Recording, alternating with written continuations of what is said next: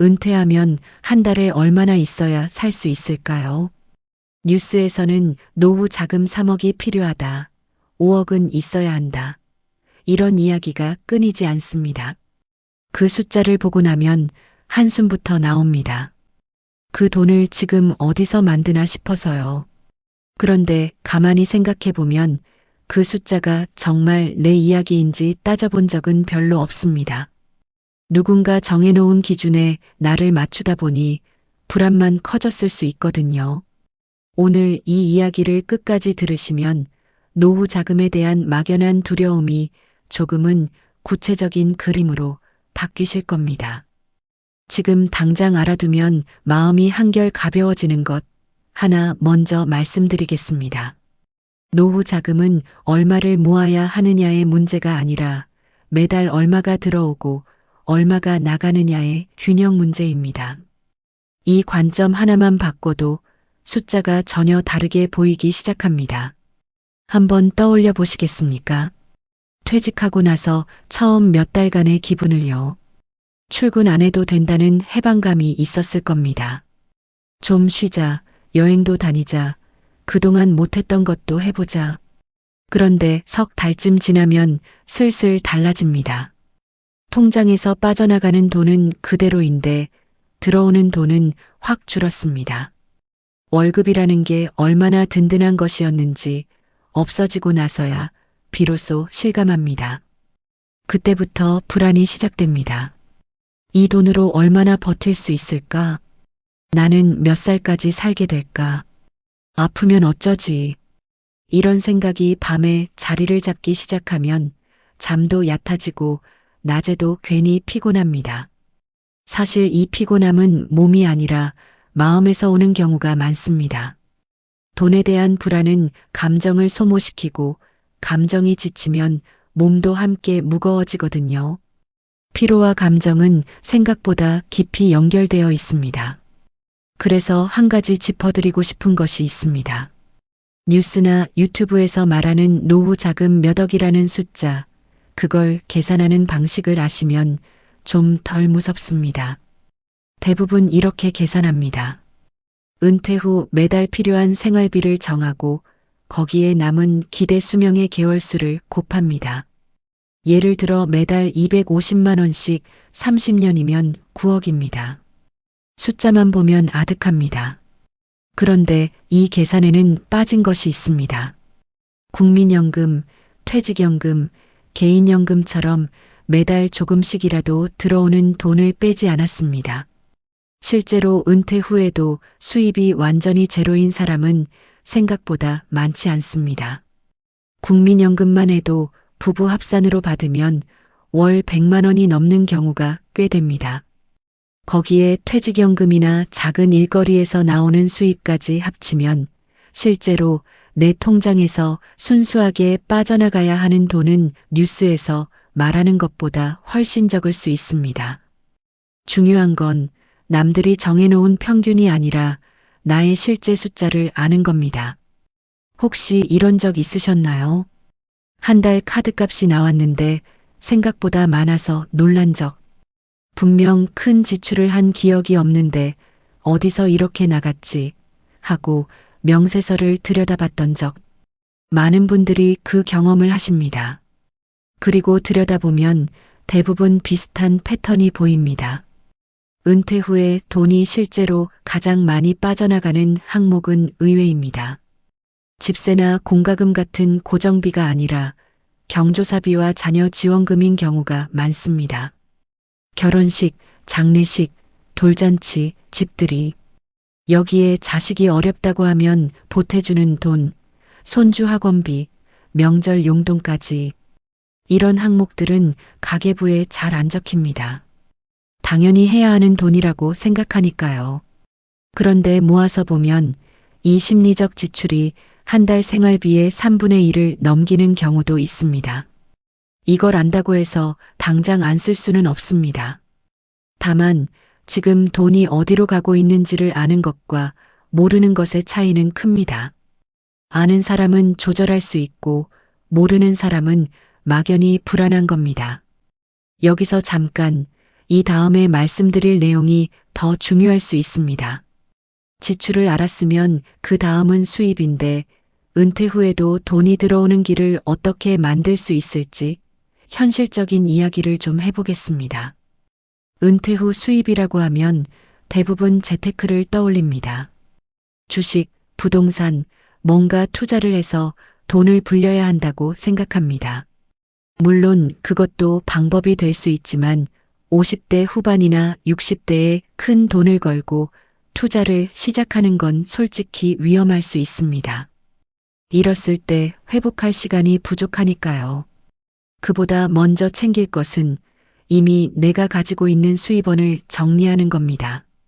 국민연금을 언제부터 받을 수 있는지, 퇴직연금은 어떤 방식으로 수령하는 게 유리한지, 개인연금이나 저축보험에 넣어둔 것은 없는지, 이런 것들을 한 장의 종이에 쭉 적어보는 겁니다. 생각보다 잊고 있던 것이 나올 수 있습니다.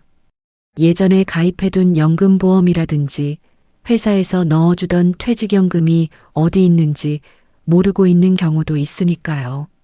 그리고 하나 더.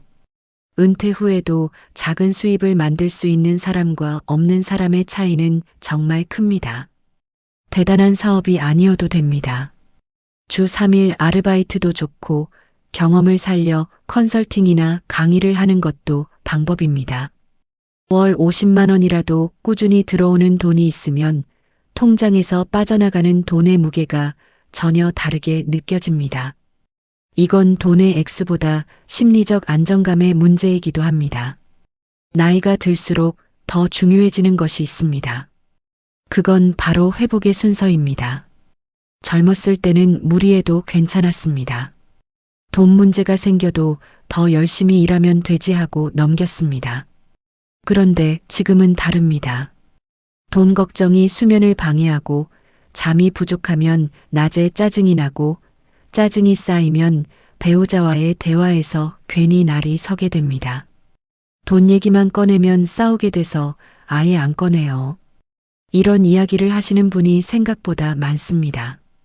그런데 가만히 보면 싸움의 원인이 돈 자체가 아니라 돈에 대한 불안을 서로 다른 방식으로 표현하기 때문인 경우가 많습니다. 한쪽은 아끼자고 하고 한쪽은 너무 쪼들리게 살기 싫다고 합니다. 둘 다 틀린 말이 아닌데 감정이 앞서면 대화가 아니라 공격이 되어버립니다. 그래서 돈 이야기를 할 때는 말하기 전에 잠깐 멈추는 습관이 필요합니다. 지금 내가 하려는 말이 상대를 탓하려는 건가 아니면 같이 방법을 찾자는 건가. 이걸 한 번만 생각하고 입을 여는 겁니다. 이 작은 멈춤이 부부 사이의 온도를 지켜줍니다. 자, 여기서 하나 스스로 점검해 보실 것이 있습니다. 내 한 달 생활비가 정확히 얼마인지 지금 바로 말할 수 있으십니까? 매달 고정적으로 들어오는 돈이 얼마인지 알고 계십니까? 지난 1년간 자녀에게 보태준 돈을 합산해 본 적이 있으십니까? 나한테 맞는 현실적인 생활비 기준을 세워본 적이 있으십니까? 이 4가지 질문에 하나라도 자신 있게 답하기 어렵다면 그 자체가 불안의 원인일 수 있습니다. 모르니까 두려운 겁니다. 숫자를 알면 의외로 마음이 편해집니다. 실제로 은퇴한 분들의 이야기를 들어보면 처음에 생각했던 것보다 적은 돈으로 살고 계신 경우가 꽤 있습니다. 출퇴근비가 없어지고 옷을 자주 사지 않게 되고 점심값이 줄고 술자리도 줄어듭니다. 직장 다닐 때는 월 300만 원도 빠듯했는데 은퇴 후에는 180만 원으로도 특별히 부족하지 않다고 하시는 분들이 있습니다. 물론 건강 문제가 생기면 이야기가 달라집니다. 그래서 미리 대비할 수 있는 것, 실비보험이 있는지 확인하는 것, 건강검진을 빼먹지 않는 것, 이런 것들이 돈 모으는 것 못지않게 중요합니다. 병원비가 갑자기 크게 나가는 것만 막아도 노후 자금의 안정성은 훨씬 높아지니까요. 결국 노후 자금의 핵심은 이겁니다. 큰 돈을 모으는 것이 아니라 나가는 돈을 정확히 알고 들어오는 돈을 하나라도 더 만드는 것. 그 균형이 맞으면 필요한 목돈은 생각보다 훨씬 줄어듭니다. 이 다음에 드리는 이야기가 어쩌면 오늘 가장 현실적인 도움이 될 수 있습니다. 실제로 어떻게 내 숫자를 파악할 수 있는지 아주 간단한 방법을 하나 알려드리겠습니다. 방법은 정말 단순합니다. 종이 한 장이면 됩니다. 왼쪽에는 매달 꼭 나가는 돈을 적습니다. 관리비, 통신비, 보험료, 식비, 교통비. 이건 매달 비슷한 금액이 나가는 것들입니다. 오른쪽에는 매달 들어오는 돈을 적습니다. 연금, 이자, 임대 수입, 혹시 하고 계신 일에서 나오는 수입까지 다 포함해서요. 그리고 그 밑에 한 줄을 더 만듭니다. 지난 석 달간 꼭 필요하진 않았는데 쓴 돈을 적는 겁니다. 충동적으로 산 물건, 습관적으로 먹는 외식, 체면 때문에 낸 경조사비. 이걸 색깔을 달리해서 표시해 보면 내 지출의 진짜 윤곽이 보이기 시작합니다. 이 작업을 해본 분들이 공통적으로 하시는 말이 있습니다. 생각보다 불필요하게 나가는 돈이 많았다. 그리고 동시에 이런 말도 하십니다. 그걸 알고 나니까 오히려 마음이 놓이더라. 무서운 건 숫자가 아니라 숫자를 모르는 상태에서의 상상이었던 겁니다. 한 가지 더 말씀드리고 싶은 것이 있습니다. 노후 자금을 준비한다고 해서 지금 당장의 행복을 다 참아야 하는 건 아닙니다. 오히려 그 반대입니다. 무엇에 돈을 쓸 때 마음이 편하고 무엇에 쓸 때 뒤끝이 남는지를 알면 쓸 때 쓰더라도 후회가 적어집니다. 나이가 들수록 돈은 많이 쓰는 것보다 잘 쓰는 것이 중요합니다. 여행 한번 다녀온 게 몇 달간의 기분을 바꾸기도 하고 오래된 친구와의 밥 한 끼가 비싼 건강식품보다 나을 때도 있습니다. 반대로 남의 시선 때문에 무리해서 쓴 돈은 통장에서 빠져나간 뒤에도 마음에서 한참 동안 빠져나가지 않습니다. 그래서 스스로에게 이런 질문을 던져보시면 좋겠습니다. 지난달에 쓴 돈 중에서 정말 기분 좋았던 지출은 무엇이었는지, 반대로 쓰고 나서 괜히 찝찝했던 돈은 무엇이었는지, 이 두 가지를 구분할 수 있으면 가계부보다 훨씬 강력한 돈 관리가 시작됩니다. 정리해 보겠습니다.